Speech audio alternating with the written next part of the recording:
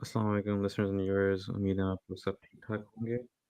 गली cricket show पे आप सबको खुशामदीद। और हम लोग का थोड़ा एक नया-सा अम, सेटअप चल रहा है यहाँ पे, तो आप सब I hope you guys we hope that you guys like the new setup. Um, गली क्रिकेट शो की नई एपिसोड पे आज हम लोग का प्लान है कि हम लोग डिस्कस करें पाकिस्तान वर्सेस न्यूज़ीलैंड का जो टी20 मैच स्टार्ट होने वाला है थोड़ी देर में। आई बिलीव आई थिंक 1 घंटे में स्टार्ट होगा। काफ़ी I think they announce the playing 11 for और फॉर द मैच। बहुत बड़ी न्यूज़ है कि मोहम्मद रिजवान एंड बाबर आजम का जो एक uh, बाबर आजम और मोहम्मद रिजवान का जो ओपनिंग पेयर है वो एक स्प्लिट हो गया है। Babar Azam will be playing one down and Saima Yu will be opening with Rizwan. तो um, देखना तो यही है कि हमारा नया ओपनिंग पेयर किस तरह चलता है। न्यूजीलैंड में मैच है, कंडीशंस थोड़ी एलियन होंगी, but it will be interesting to see how our opening pair starts off. मेरे साथ हैं भैया, हमारे मेरे को होस्ट शहरियार वसीम। आज हम आज हम लोग इस टॉपिक पे थोड़ा सा मैग्नीफाइंग ग्लास से बात करेंगे कि पाकिस्तान का ओपनिंग पेयर चेंज करना was it a right decision और नॉट। तो भैया, आप क्या कहते हैं? कैसा कैसा रहता है ये चेंज जो पाकिस्तान ने किया है for the opening partnership, and how do you see this new lineup coming up? अस्सलाम वालेकुम व्यूअर्स एंड लिसनर्स। एक्चुअली हम लोग थोड़ा सा कंफर्टेबल होना चाह रहे हैं इस नए सेटअप के साथ। मगर ओवरऑल जिस तरह हमने अभी चेंजेस देखने को मिली हैं, मैं पहले टी20 में प्लेइंग 11 के हवाले से, जिसमें बाबर और रिजवान का जो ओपनिंग पेयर था वो अब नए अंदाज में देखने को मिलेगा, जिसमें बाबर नंबर 3 पे और साइम और रिजवान से ओपन ट्राई की जा रही है, विच इज़ कह सकते हैं कि it was on the cards, क्योंकि बहुत अरसे से ये बात हो रही थी कि बाबर और रिजवान का जो है वो ओपनिंग पेयर चेंज करना चाहिए, क्योंकि दोनों एक ही तरह की क्रिकेट खेलते हैं और सबका ज़्यादातर लोगों का ये कंसेंसस था कि इनका बहुत ही लो स्ट्राइक रेट होता है। अ, चाहे जितना मर्ज़ी ये लोग रन बना लें, मगर अगर हम हर ओवर में ये छक्के चौके नहीं मार रहे हैं तो उसका मतलब है कि ये लोग टी20 क्रिकेट नहीं खेल रहे हैं। जिसकी वजह से जो है वो बाबर को नंबर 3 पे डिमोट किया जा रहा है। अब पूछने वाली बात वही है कि बाबर अच्छा खासा नंबर 3 पे बहुत अरसे से खेल रहे थे। फिर उनको एक मेकशिफ्ट ओपनर बनाया, फिर उन्होंने परफ़ॉर्म किया, काफ़ी अच्छा परफ़ॉर्म किया और उसके बाद उनको दोबारा नंबर 3 पे लेकर आ गए। तो ये मसले मसाइल होते हैं जब नई मैनेजमेंट आती है। हर मैनेजमेंट अपने हिसाब से काम करना चाहती है। जो चीज़ बज़ाहिर आपको ऐसी देखने को नहीं मिलती जिसमें कोई इश्यूज़ हों उस तरह से, तो उसको चेंज करने में लगे रहते हैं। यही हाल हमने रिज़वान का किया। रिज़वान को भी ज़बरदस्ती कुदरती तौर पे जो है उनको ओपनर बनाया और उसके बाद फिर उन्होंने भी बहुत अच्छा परफ़ॉर्म किया। तो लेट्स सी कि साइम और रिज़वान का ओपनिंग पेयर कैसा रहता है।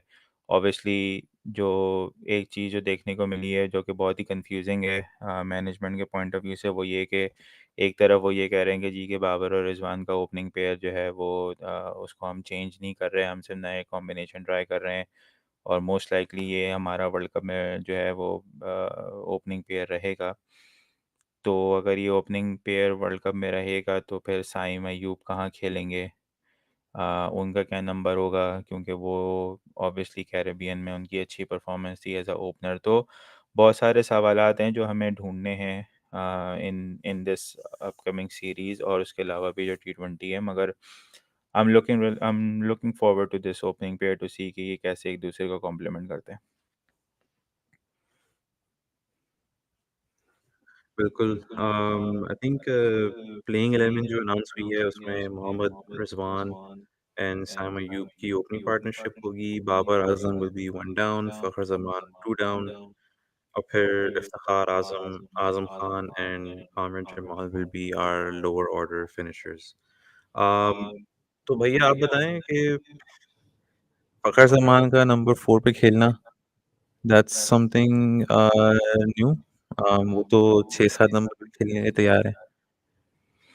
वो बेचारे अब टीम में रहने के लिए हर नंबर पे खेलने को तैयार हैं वो। ना उनको खुद पता है कि उनका अपना नंबर क्या है, ना मैनेजमेंट को पता है कि उनको किस नंबर पे खिलाना है। उनको बस टीम में रखने के लिए वो जिस मर्जी नंबर पे खिला लें। आपको याद होगा इन्होंने डेब्यू जब किया था सरफराज की कैप्टनसी में, तो ये 5वें 6ठे नंबर पर आ रहे थे, और उसके बाद फिर ये ओपनर बने। नहीं, फिर उसके बाद वन डाउन आए ये, लाहौर से भी इन्होंने एक सीज़न आई थिंक शायद PSL 2 या PSL 3 था जहाँ पे इन्होंने वन डाउन खेला, वहाँ पे परफॉर्म किया। उसके बाद फिर ये ओपनर बने, आई ओपनर थिंक के एक बाद सीरीज़ में ब्रेंडन मैकलम और नारायण ओपन करते थे और ये वन डाउन आते थे। हाँ, ये वही PSL 2 था मेरे ख्याल से, जब इन्होंने वो वन डाउन आके खेलना शुरू किया था।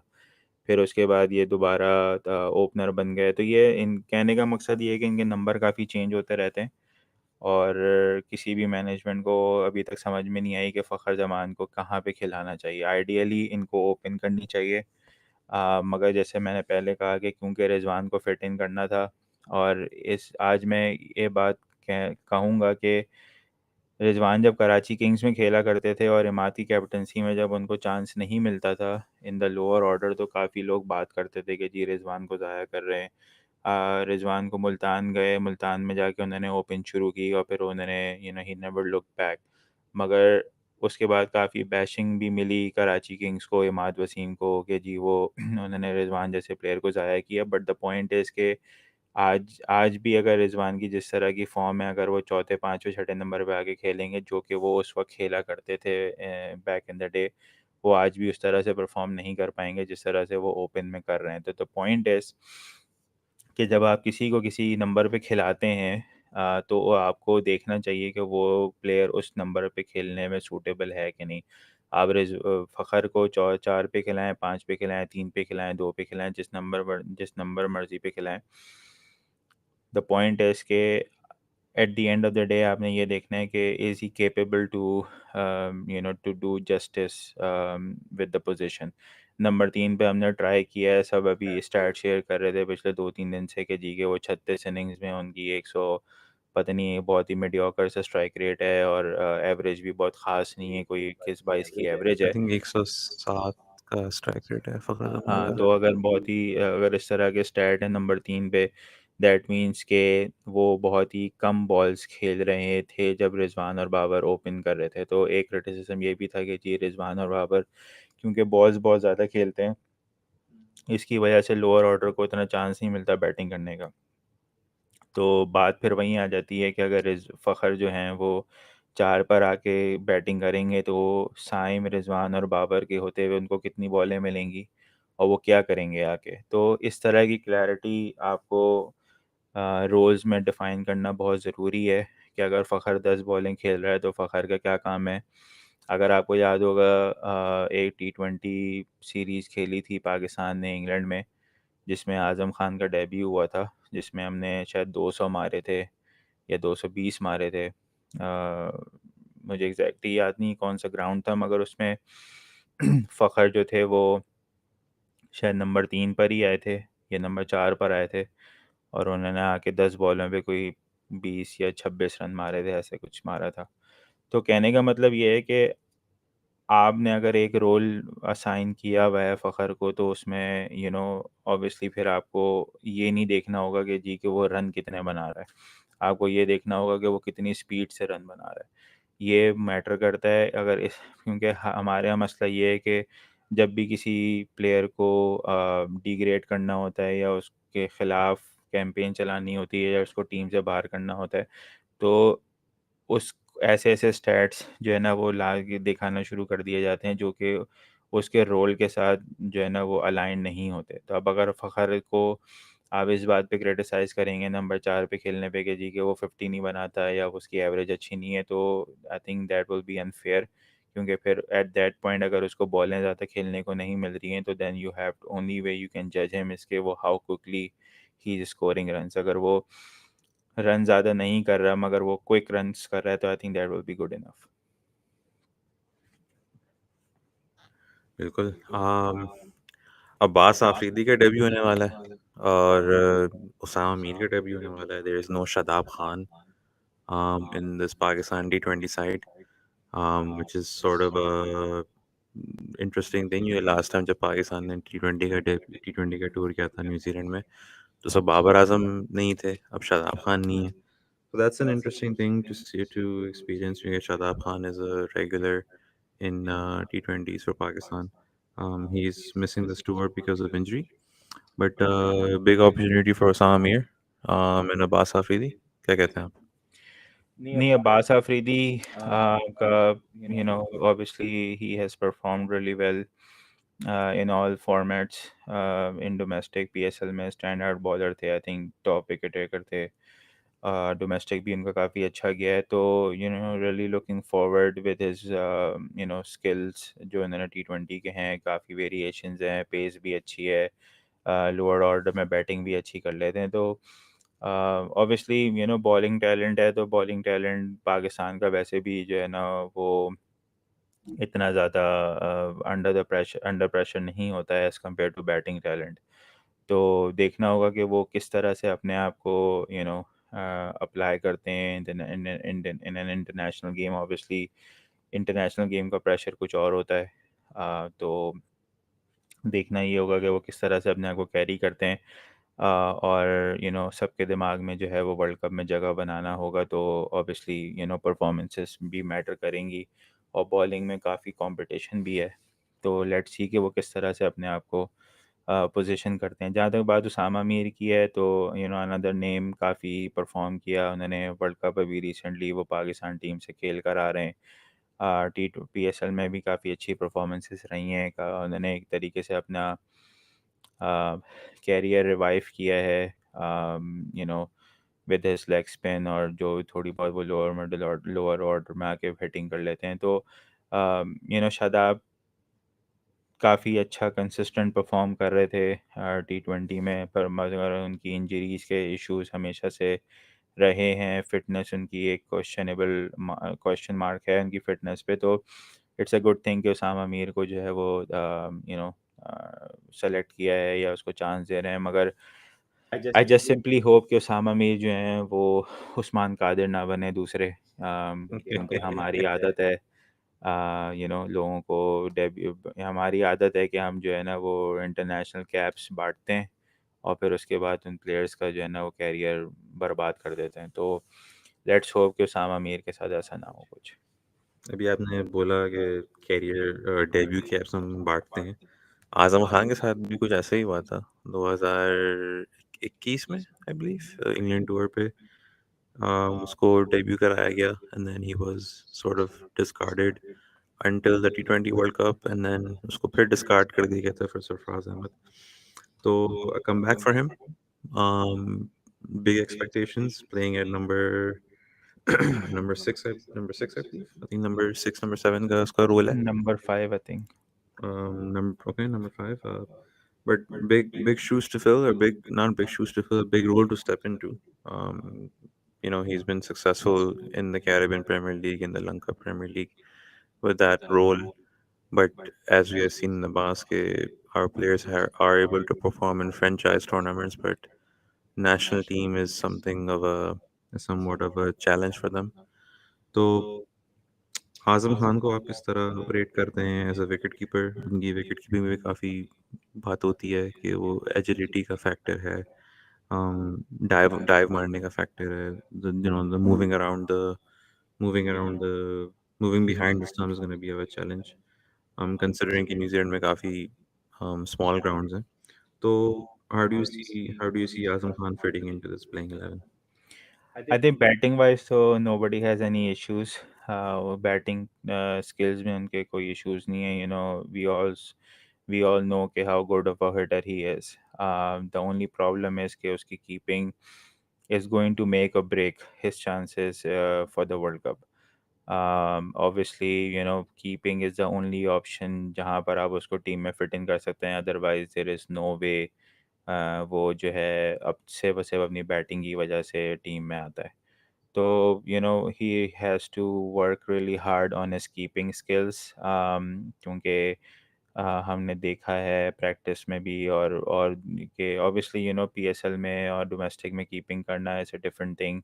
इंटरनेशनल में जब मैच लगा हुआ हो और प्रेशर हो और उस तरह की चीज़ें हों, तो उसमें फिर हमने देखा कि सरफराज और रिजवान जैसे स्पेशलिस्ट कीपर्स से जब कैचेस छूट सकते हैं क्रूशल मोमेंट्स पे, या वो चांसेस मिस कर सकते हैं, तो Azam is not a regular wicket keeper. तो और क्योंकि टी20 गेम बहुत फास्ट है, तो उसमें बहुत जल्दी आपको अपने आप को गैदर करके और अपने आप को कंपोज रख के जो है वो अप्लाई करना होता है मैचेस में। तो लेट्स होप कि कीपिंग की वजह से वो जो है ना ज़ाया ना हो, क्योंकि मसला वही है कि he doesn't have the fitness to field, और उसकी वजह से उनको कीपिंग में एडजस्ट किया जा रहा है। एंड आई होप कि कीपिंग के क्रिटिसिज्म की वजह से उसको एज अ प्लेयर जो है वो उसका नेगेटिव इम्पैक्ट ना हो। ओके। हाँ, एक बर्निंग क्वेश्चन तो है बाबर आजम का। He struggled in Australian series. Um, as a he struggled as a batsman. 20, averaging 21 in the Test tour of Australia. Um, coming back to number three is is sort of out of his comfort zone. Because he has to play fast cricket. Um, how do you see Babar Azam having a good patch coming soon? मतलब काफी देर से उनका bad patch चल रहा है. I think since Asia Cup he hasn't been able to. I think since his innings against Nepal in National Stadium Karachi, he he hasn't been able to really click since then. तो उनका जो patch है it's it needs to come in good for Pakistan sometime soon क्योंकि world cup भी आने वाला है and he is our key batsman on a lot of stages. So um any word on Babar? um, you know Babar का issue तो खैर obviously काफ़ी अरसे से चल रहा है। हमने वर्ल्ड कप में भी देखा, अम, हमने जो है वो ऑस्ट्रेलिया की टेस्ट सीरीज़ में भी देखा। ऑब्वियसली ऑस्ट्रेलिया की टेस्ट सीरीज़ काफ़ी डिफ़िकल्ट होती है, तो उसमें हम कुछ नहीं कह सकते, बट वर्ल्ड कप में ना परफॉर्म करना, और उससे पहले भी 2023 अगर हम देखें टेस्ट क्रिकेट में, ही हैज़ स्ट्रगल्ड। तो ऑब्वियसली हर हर प्लेयर के पे अच्छा टाइम और बुरा टाइम आता है। I think this is the beginning, I think this will be the beginning of a bad patch of a player. Babar ने जो है वो उस तरह से आई थिंक शुरू के टाइम पे थोड़ा सा स्ट्रगल किया था इन टेस्ट क्रिकेट, मगर उसके अलावा वाइट बॉल में उस तरह से कभी भी स्ट्रगल नहीं किया था, जो कि इस साल से अब हम देख रहे हैं स्ट्रगल कर रहा है। आई थिंक शायद PSL 7 के टाइम पे भी थोड़ा सा स्ट्रगल किया था T20 में, मगर but he was able to make a comeback. मगर ये कि अब देखना होगा कि ऑब्वियसली कैप्टनसी के बाद playing just as a player, और सारी एक्सपेक्टेशन उसी से, चाहे आप जिस मर्जी नंबर पे खिलाएं उसको, जिस फॉर्मेट पे खिलाएं, eight the end of the day Pakistan team की एक्सपेक्टेशन उसी की बैटिंग से है। चाहे जितना मर्जी आप जो है वो हायर स्ट्राइक रेट के प्लेयर्स खिला लें, नंबर्स रीशफल कर लें, but at the end of the day सबकी एक्सपेक्टेशन बाबर से ही होंगी कि जी, कि वो परफॉर्म करें, वो रन्स करें, वो मैचेस जितवाएं। तो अब देखना ये होगा कि उस प्रेशर को किस तरह से डील करते हैं, क्योंकि now he doesn't have that luxury कि जी मैं कैप्टन हूँ तो मुझे इतना मसला नहीं होगा टीम में ना हो, क्योंकि अब वर्ल्ड कप आने वाला है, और खुदा न खास्ता अगर उसको उससे सीरीज़ में भी परफॉर्म नहीं होता, और आगे जाके भी जो है वो नंबर 3 पे अगर वो अपने आप को एडजस्ट नहीं कर पाते, तो मुझे आई हैव अ फियर कि he won't be able to make it into the T20 world cup team. तो लेट्स होप कि ही रीग्रुप्स हिमसेल्फ, और अपनी वीकनेसेस पे, अपनी फिटनेस पे काम करे, अपने आप को फ्री ऑफ माइंड होके थोड़ा काम होके जो है वो मैचेस खेले, तो आई एम श्योर कि he will be able to make a comeback. Okay. क्या कहते हैं, आई थिंक आपने जो बात की है उसकी उसकी स्पॉट की इन टी20 world cup, I think um, stage तो इसी तरह बनाया जा रहा है कि बाबर आज़म को बस अब बेसिकली एक अब बाहर अगर कर भी सकते हैं तो सिर्फ़ परफ़ॉर्मेंसेज़ पे कर सकते हैं। अब तो वो captain, now that he is not a captain anymore, it will be a lot easier if he's not able to perform to basically take him out of the side and bring someone else in place of him. Um, do you think Ababa should step away for a little bit, take a break, rest, या कोई different form of cricket खेले?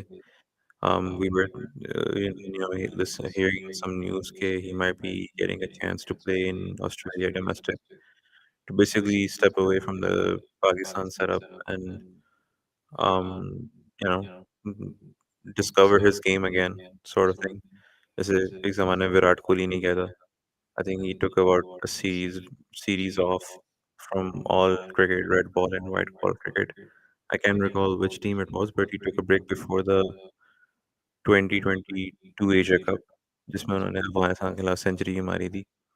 Um, but do you feel that Babar Azam should take a break, because he has been playing non-stop cricket, the franchise, Pakistan cricket, Lanka Premier League, PSL.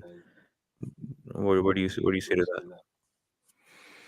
I mean, you can say कि he should take a break, मगर but उसका एक और चीज़ ये भी है ना कि अगर आप ब्रेक, पाकिस्तान कोई बहुत ऑर्गेनाइज क्रिकेट क्रिकेट टीम है नहीं, क्रिकेट बोर्ड उस तरह से ऑर्गेनाइज है नहीं। एक दफ़ा अपना बंदा अपनी जगह छोड़ता है तो देन उसका कम बैक करना इतना आसान नहीं होता।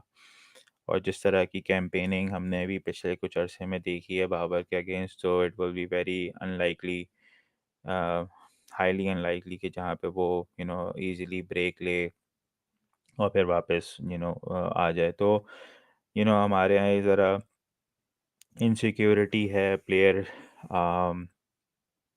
लेवल पे, बोर्ड लेवल पे, मैनेजमेंट लेवल पे, कि भाई अगर एक प्लेयर ब्रेक लेना चाह रहा है या वो अपने अपने आप को रेस्ट देना चाह रहा है, तो फिर उसको एक नेगेटिवली पोर्ट्रे किया जाता है, जस्ट टू मेक आप सेंसेशनलिज्म हमारा बहुत ज़्यादा होती है, तो उसमें काफ़ी मसले मसाइल आ सकते हैं। But from a player perspective, yes, he should take a break. जैसे हमने पहले भी बात की थी जब हमने वर्ल्ड कप का रिव्यू किया था, तो मैंने उसमें यही कहा था कि भाई कि आप शॉर्टर फॉर्मेट्स को you have to let it go. आप ठीक है पीएसएल खेलें, आप डिफरेंट लीग्स खेलें, बट इंटरनेशनल टी20 matches you should skip it.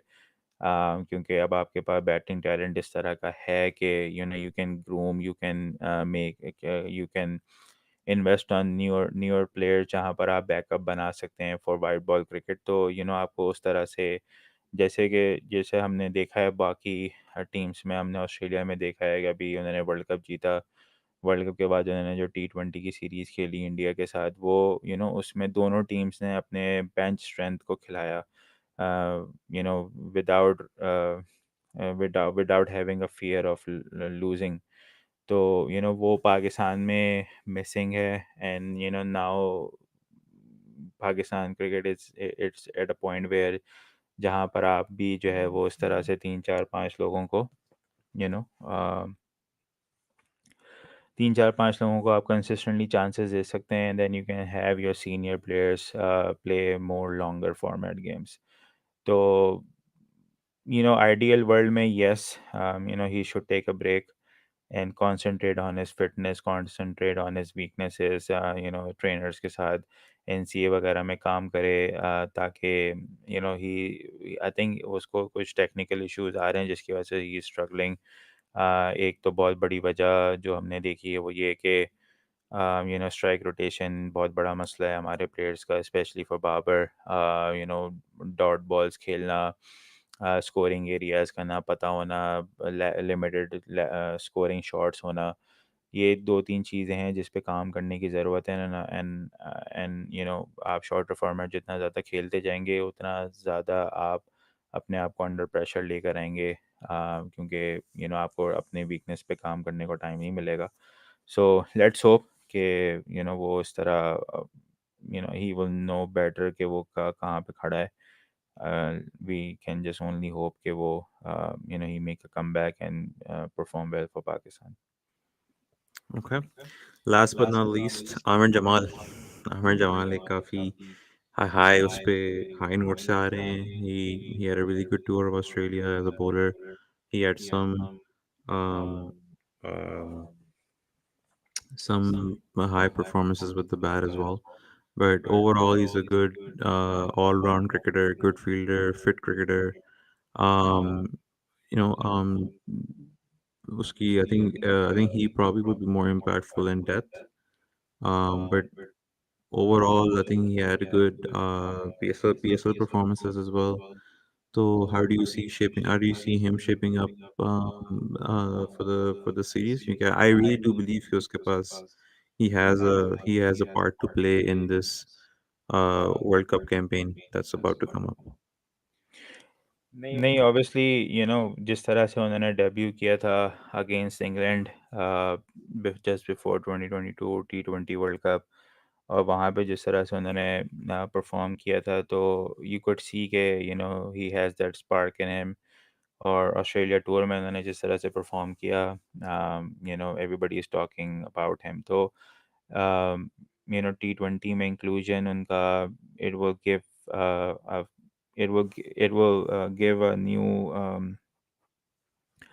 एक नया लुक देगा टीम को. एक बैलेंस जो हमें एक मिसिंग होता था हमारे पास, एक फास्ट बॉलिंग ऑलराउंडर ना होने का जो बैलेंस हम मिस कर रहे थे टीम में, वो जो है उससे एक टीम में स्टेबिलिटी आएगी, बैलेंस आएगा. तो और फिर ऑब्वियसली शाहीन क्योंकि नए कैप्टन है, तो उनको भी ऑप्शंस ऑन हैंड रखने होंगे फॉर दीज T20s. तो उस लिहाज से देखा जाए तो ही is a very good inclusion. मगर मुझे ऐसा लगता है कि हमारे यहाँ एक और मसला ये भी है कि जब एक प्लेयर आ जाता है, उससे जब वो परफॉर्म करने लगता है, तो जो बाकी जो पहले से परफॉर्म कर रहे होते हैं, या जो पहले टीम के साथ होते हैं, उनको जो है ना वो इग्नोर कर दिया जाता है, और फिर एक टाइम ऐसा आता है कि उनको फिर टीम से निकाल दिया जाता है.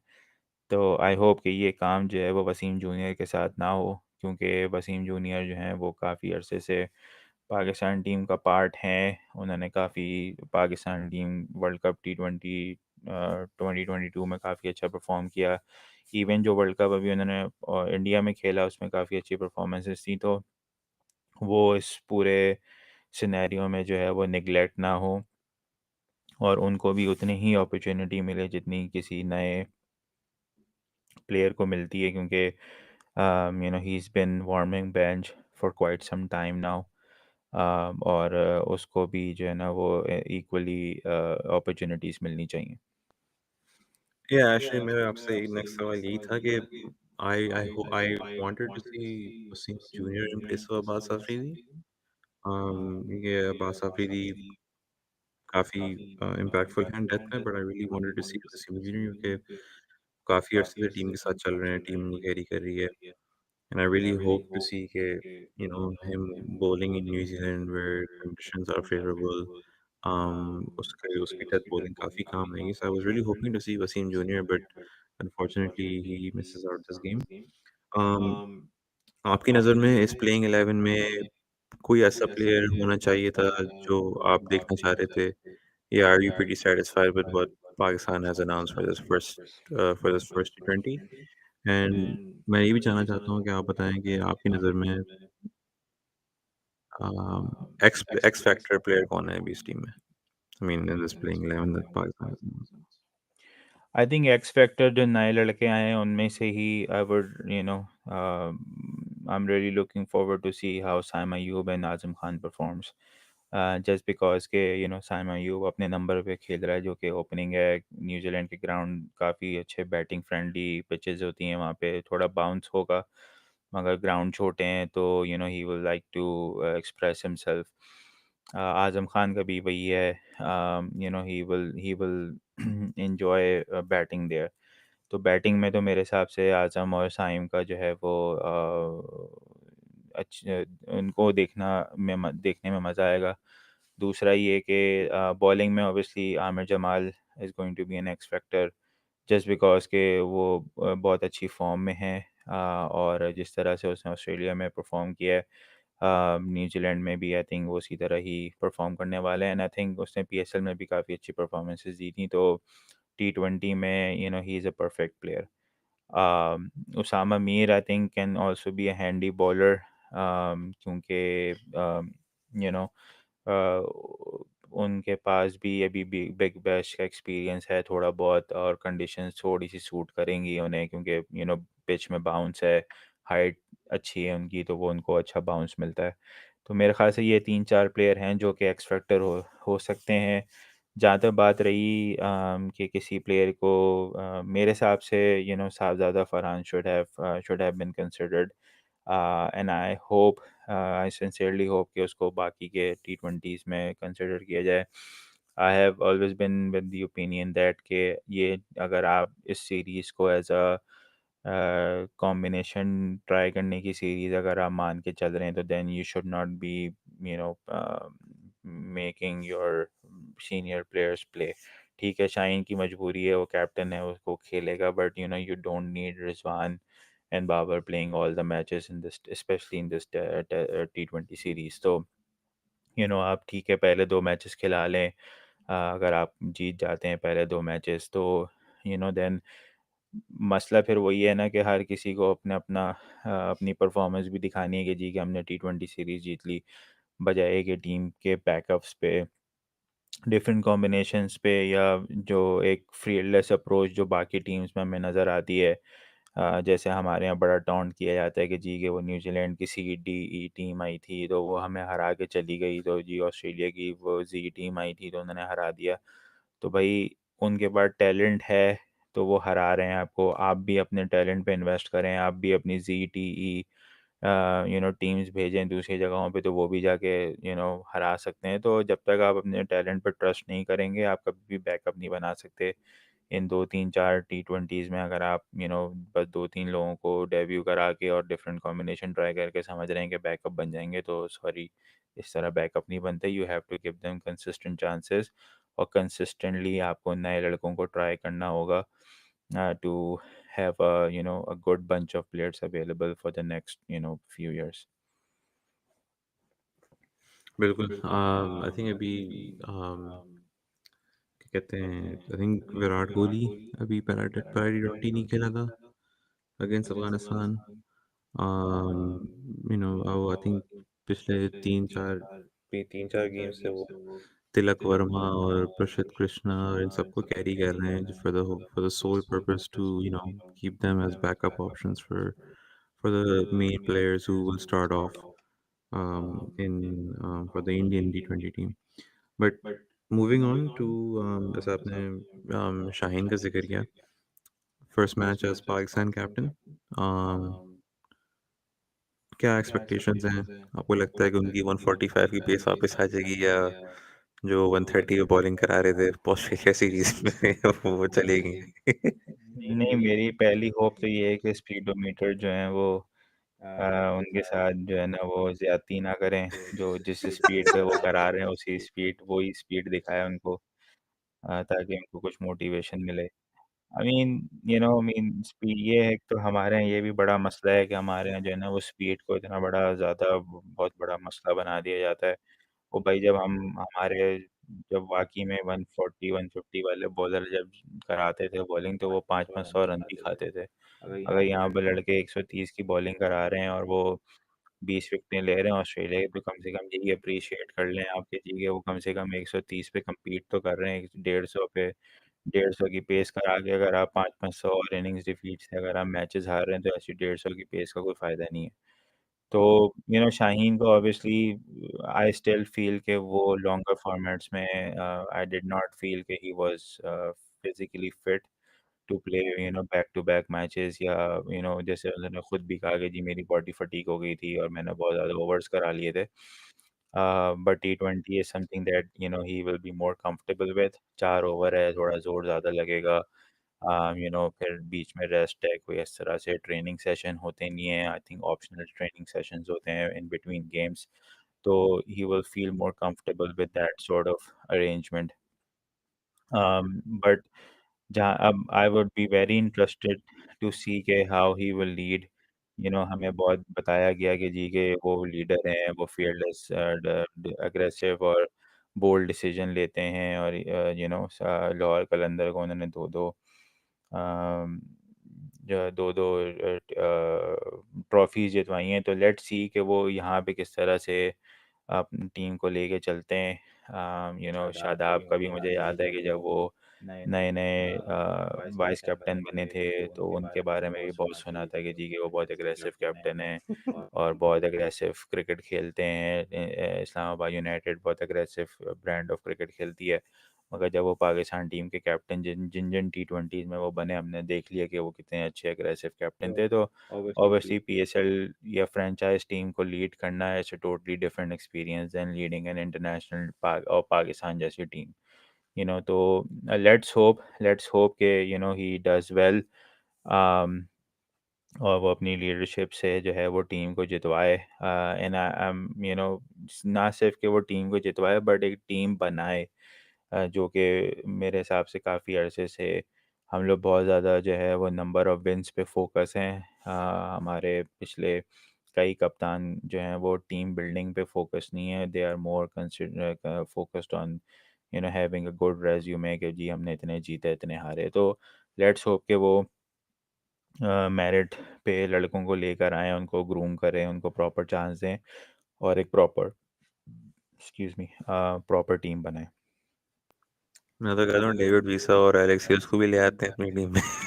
नहीं नहीं, डेविड डेविड वीजा वही वीज़ा वाली वही बात वाली है ना बात है कि ना कि भाई कि अब अगर शाहीन ने मैच ट्रॉफ़ी जितवाई है तो उसमें डेविड वीज़ा का जो कंट्रीब्यूशन है, अब ये भी एक हमारे यहाँ बड़ा मसला है। हमारे यहाँ आप अक्सर जब भी 92 वर्ल्ड कप की बात होती है और इमरान खान की बात होती है कि जी कि इमरान खान ने हमें 92 का वर्ल्ड कप जितवाया, तो बहुत सारे लोग जो हैं वो आगे से ये बोलते हैं कि नहीं जी वो अकेले नहीं थे, उनके साथ मियाँदाद थे, क्रिकेटिंग ब्रेन थे, ये थे, वो थे। तो भाई वो जो शाहीन ने 2-2 टाइटल जितवाए हैं पीएल लाहौर को, तो वो क्या वो अकेले थे या उनके साथ भी क्रिकेटिंग ब्रेन थे? मेरे हिसाब से तो उसमें बहुत ज़्यादा कंट्रीब्यूशन डेविड विज़े की थी। तो उसकी वजह से वो सक्सेसफुल रहे हैं। ऑन ऑन फील्ड डिसीजन हमने देखे हैं कि उन्होंने किस तरह से लिए हैं इन कंसल्टेशन विद डेविड। तो आप फिर आपकी करंट टीम में उस तरह के प्लेयर्स हैं जो उस क्रूशल मोमेंट में, क्योंकि बाबर के टाइम पे तो हमने नहीं देखा इस तरह से किसी को स्टेप इन करते हुए, चाहे वो वाइस कैप्टन हो या ना हो। तो लेट्स सी कि अब रिजवान को इन्होंने वाइस कैप्टन बनाया है, तो रिजवान और शाहीन की ऑब्वियसली एक अच्छी अंडरस्टैंडिंग है। केपी से साथ के खेलते हैं। केपी से साथ खेलते हैं, ज़बान भी एक है, तो obviously they will have better understanding of each other than some of the other players. तो लेट्स होप कि they all work together and eventually वो पाकिस्तान टीम के लिए बेहतर हो। बिल्कुल। आई थिंक अभी 10 मिनट में टॉस होने वाला है। आपको क्या लगता है पाकिस्तान को टॉस जीत के क्या करना चाहिए? आई बिलीव ऑकलैंड में मैच है, I believe in Eden Gardens में। तो it's a short small ground, short boundary straight. I think 50 metre की बाउंड्री है डाउन द ग्राउंड और 30-40 मीटर की बाउंड्री है पीछे की तरफ। स्क्वायर थोड़ा बड़ा है, of side and leg side. तो यूजुअली यहाँ पे फास्ट बॉलिंग ज़्यादा खिलाई जाती है, स्पिन इतना नहीं चलती क्योंकि ज़्यादा स्ट्रेट की बाउंड्री बहुत छोटी है। तो I think this is probably why they are playing only one spinner with Usama Mir. तो व्हाट्स योर टेक? टॉस जीत के क्या करना चाहिए? Bowling first, batting first? Personally batting first, क्योंकि बैटिंग अभी थोड़ी अनस्टेबल लग रही है। no नए रोल्स डिफाइन हुए हैं, nobody has really settled into that role, so that's going to be challenging अगर आपको 200 180 200 रन पड़ जाते हैं तो। आप क्या कहते हैं? मेरे हिसाब से जिस तरह की लीडरशिप है, जो जितना मुझे अंदाज़ा है लीडरशिप का या मैनेजमेंट का, I think they will go for the Chase, क्योंकि बॉलिंग आपकी स्ट्रेंथ है हमेशा से। तो आप यू वो ट्राई टू बोल them out on a relatively smaller total. अगर आपके पास 170 180 का भी अगर आपको टारगेट मिलता है, तो then our batters will be much comfortable chasing it than setting up a target. तो it won't be a bad call कि अगर they go for the chase, क्योंकि एक target जब mind में होता है तो then they can plan. और जिस तरह से वो अब changes कर रहे हैं, changes किए हैं playing 11 में और combinations में, तो I think it will be a good challenge for them. क्योंकि बाज़ दफ़ा हमने देखा है कि पाकिस्तान टीम जब पहले बैटिंग करती है तो वो एक शेल में रह के खेलती है. दे डोंट रियली नो कि एक अच्छा टोटल क्या हो सकता है on a surface that they are playing on. तो let's see कि वो क्या किस तरह से खेलते हैं, but I personally feel कि they should go for the chase.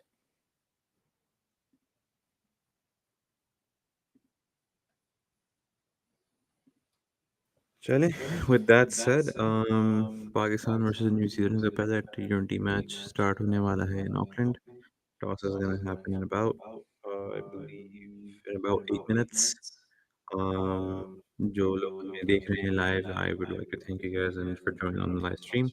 I know we've had a little bit of technical issue. You guys are not able to see our faces in the stream, but we would like to apologize for that. We'll get this sorted out hopefully by the next live session that we're gonna host. Um, but please let us know what you guys thought of our analysis that we have made.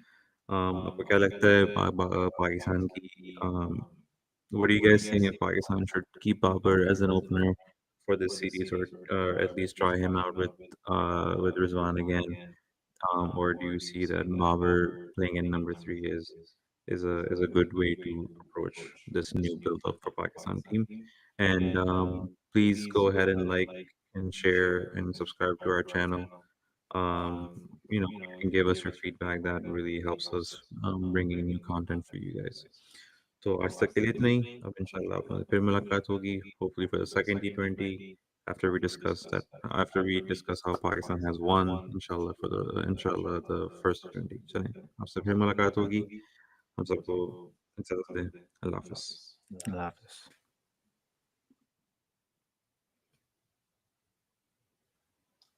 समझ नहीं आई Second camera successfully uploaded. दोनों. Hmm. I think ये सिर्फ या तो हम लोग ना लाइव इस पे नहीं कर सकते.